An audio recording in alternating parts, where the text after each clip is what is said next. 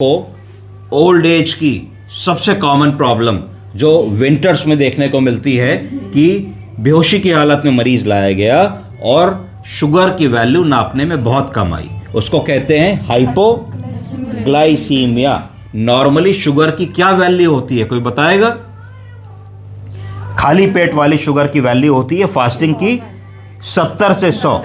कितनी होती है? 70 से 100 मिलीग्राम पर डेसीलीटर। क्या? तो हर वैल्यू को नापने की एक वैल्यू होती है, यानी कि अगर दूध लेते हो तो लीटर में मिलेगा, अगर लोहा खरीदते हो तो किलो में या क्विंटल में मिलेगा, सोना खरीदते हो तो ग्राम में या मिलीग्राम में मिलेगा। उसी तरीके से हम लोग शुगर की वैल्यू को मिलीमोल पर डेसीलीटर में नापते हैं। तो फास्टिंग वैल्यू हमने बताई 70 से 110। पीपी वैल्यू बताइए खाने के बाद वाली 110 से लेकर के 180 तक।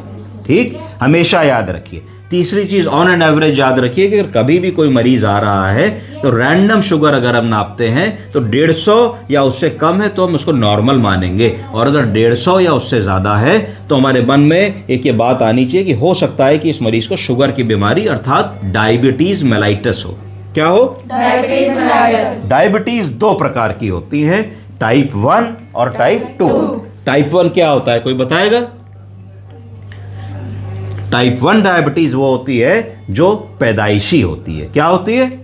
पैदाइशी, यानी कि जब बच्चा पैदा हुआ, 1 दिन का है, 1 महीने का है, तब से अगर उसको शुगर है तो उसको कहा जाएगा टाइप 1 डायबिटीज मेलाइटस। इस बीमारी में हमारे शरीर में इंसुलिन बनती ही नहीं है। ये खराब बीमारी होती है, इसमें जब से व्यक्ति पैदा होता है और जब तक जीवित रहता है तब तक उसको इंसुलिन के ऊपर ही जीवित रहना पड़ता है। बहुत ही पेनफुल और कष्टदायक होता है। छोटे छोटे बच्चे 1 साल के, 2 साल के, 5 साल के, उनको जीवन भर इंसुलिन लेनी पड़ती है। इसमें गवर्नमेंट की बहुत सारी स्कीम्स हैं और ऐसे लोगों को फ्री इंसुलिन मिलने का भी प्रोविजन है। दूसरी जो कॉमन डायबिटीज है जो आप लोगों को जिंदगी भर देखने को मिलती है उसको कहा जाता है डायबिटीज मेलाइटस टाइप 2। बोलिए। ये क्यों होती है? ये इसलिए होती है क्योंकि धीरे धीरे जब हमारी उम्र बढ़ती है, हमारी लाइफ स्टाइल में परिवर्तन होता है, हम लोग खाना पीना बढ़ा लेते हैं, हम लोग चलना फिरना कम कर देते हैं, हमारी मोबिलिटी कम हो जाती है, हमारी फिजिकल एक्टिविटी कम हो जाती है, हमारा फैट गेन होने लगता है और मेटाबॉलिक चेंजेस आने लगते हैं शरीर में, जिसके कारण इंसुलिन का प्रोडक्शन शरीर में कम होने लगता है। इंसुलिन कहाँ बनती है, किस ऑर्गन में बनती है? पैंक्रियाज में। बिल्कुल सही कहा आप लोगों ने। पैंक्रियाज में बीटा सेल्स होते हैं। क्या होते हैं? Beta cells. जो इंसुलिन का सीक्रेशन करते हैं। जैसे हमारे शरीर की हर चीज में उम्र बढ़ने पे वियर एंड टियर होता है, कमी आती है, आंखों से धुंधला दिखने लगता है, जोड़ों में दर्द होने लगता है, चेहरे पे झुर्रियां पड़ने लगती हैं, बाल सफ़ेद होने लगते हैं, स्टैमिना में कमी आ जाती है, ज़्यादा चलने दौड़ने में दिक्कत होने लगती है। उसी तरीके से हमारे पैंक्रियाज के बीटा सेल्स में भी कमजोरी आने लगती है और उनको जितनी इंसुलिन बनानी चाहिए उतनी वो इंसुलिन एक समय के बाद नहीं बनाते हैं। तो ऐसे समय में आदमी की शुगर थोड़ी थोड़ी बढ़ी आने लगती है, उसको कहते हैं border line diabetes. Border line diabetes में शुगर फास्टिंग जब कराओगे तो वो 110 से ऊपर आएगा। 3 महीने वाली जब शुगर HbA1c कराओगे तो वो 5.7 से ऊपर आएगी। तो ऐसे आदमी को प्री डायबिटिक कह देते हैं। क्या कह देते हैं?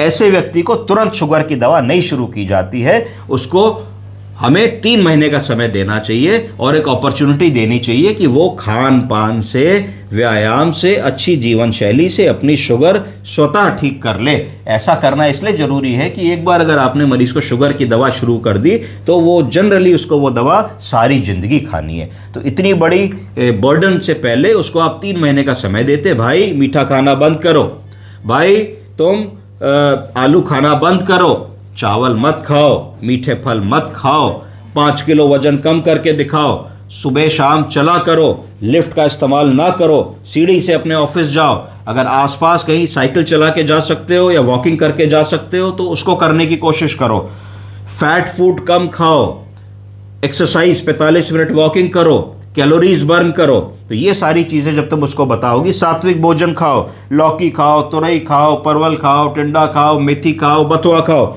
दही खाओ, सलाद खाओ, हरी पत्तेदार सब्जी खाओ, क्या नहीं खाओ? जंक फूड नहीं खाओ, बर्गर नहीं खाओ, पिज़्ज़ा नहीं खाओ, इटालियन फूड नहीं खाओ, स्पैगेटी नहीं खाओ, बहुत ग्रेवीदार खाना नहीं खाओ, बहुत ज़्यादा नॉन वेजिटेरियन फूड नहीं खाओ, बहुत ज़्यादा घी तेल तला भुना अचार पूड़ी पराठा नहीं खाओ, मीठा बिल्कुल मत खाओ। जब ये सारी चीज़ें तुम उसको बताओगी तो उसकी प्री डायबिटिक कंडीशन खुद से ठीक हो जाएगी।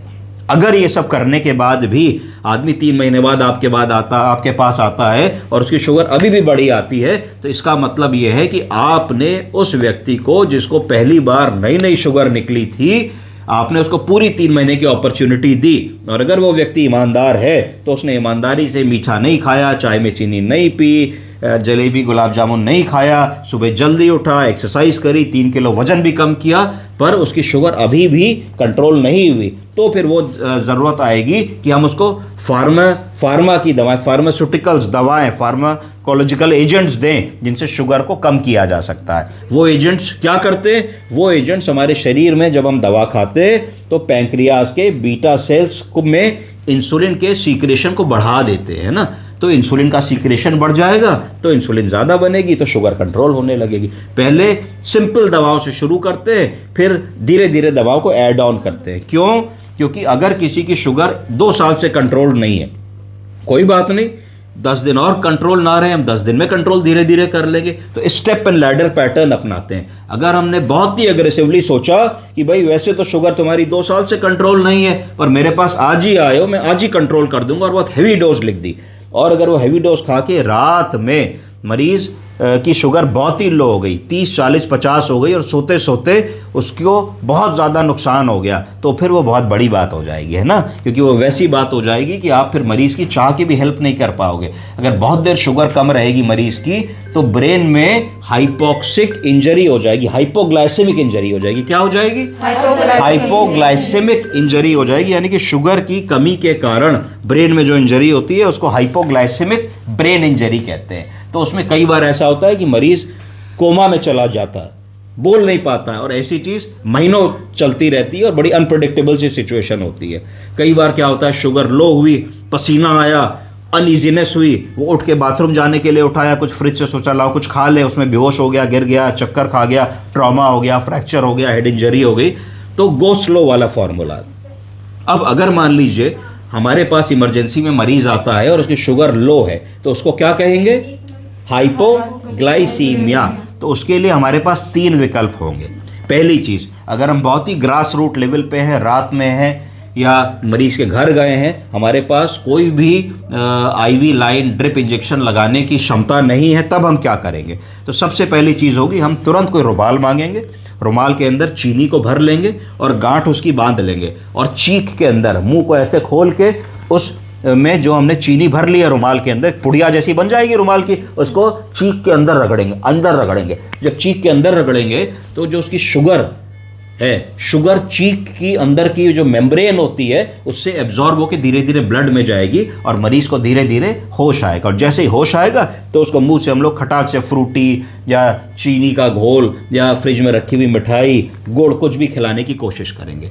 अगर इससे काम नहीं बन रहा है तो एक ग्लूकागॉन का इंट्रामस्कुलर इंजेक्शन आता है। क्या आता है? ग्लूकागॉन का। वो सबके पास होना चाहिए इमरजेंसी में। तो खटाक से आपने ग्लूकागॉन का इंजेक्शन इंट्रामस्कुलर हिप में लगा दिया, मरीज की शुगर रिस्टोर हो जाएगी और मरीज होश में आ जाएगा, फिर आप उसको मुंह से खिला सकते हैं। अगर ये दोनों चीज़ें उपलब्ध नहीं है या ये नहीं कर पा रहे हैं, इसे नहीं लाभ मिल रहा है, तो फिर तीसरी चीज़ होती है जिसको कहा जाता है 25% ग्लूकोज का सॉल्यूशन। क्या क्या कहा जाता है?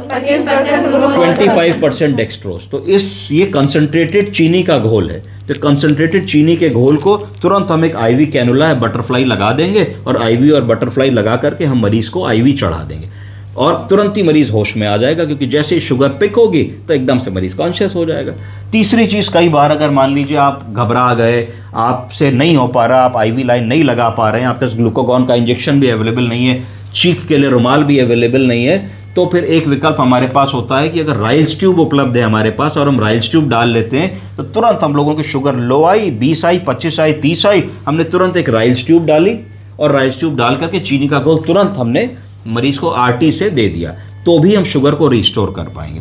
तो ये कुछ चीज़ें हैं जो हमें ध्यान रखनी चाहिए, क्योंकि हाइपोग्लाइसीमिया एक कॉमन इमरजेंसी है जो आप लोगों को अस्पतालों में निरंतर सारे जीवन मिलेगी। हाइपोग्लाइसीमिया को कैसे पहचानना है, हाइपोग्लाइसीमिया को बिना समय नष्ट किए कैसे मैनेज करना है, क्योंकि जब तक आप डॉक्टर को कॉल भेजोगे, जब तक सीनियर डॉक्टर आएंगे, जब तक समझेंगे, तब तक देर हो चुकी होगी। तो इतना काम आपको करना है, चाहे उसको ग्रास रूट लेवल पे इस तरीके से करें, चीक वाला जो मैंने बताया, चाहे ग्लूकागॉन का इंट्रामस्कुलर इंजेक्शन दे के करें, चाहे उसको आईवी लाइन लेके 25% ग्लूकोज का इंजेक्शन लगा के करें, चाहे राइल्स ट्यूब दे के चीनी का घोल दे करके करें।